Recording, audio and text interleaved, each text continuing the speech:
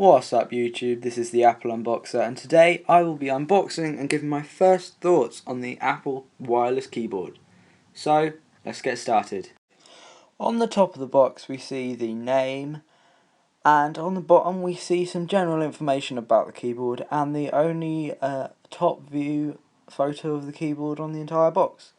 On the two sides we just have some Apple logos, and on the front of the box we have the side view of the keyboard. So let's crack into this box and see what we've got inside.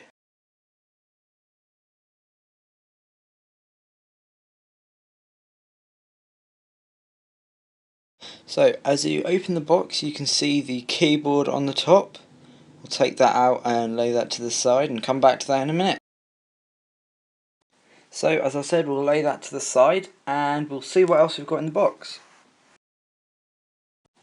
So on the top we have the Apple Wireless Keyboard Quick Start Guide. We'll have another look at that in a minute.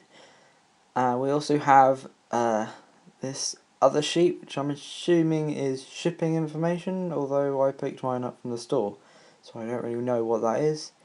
We've got another information little booklet that comes with it. So we'll have another look at the Quick Start Guide, just some information on how you set this thing up. No, there's nothing else in the box, so we'll put them all to the side and have another look at the keyboard.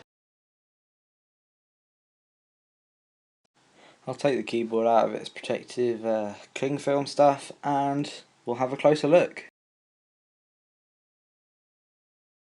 As we can see here, the keyboard has a lovely unibody aluminium design with QWERTY keyboard style.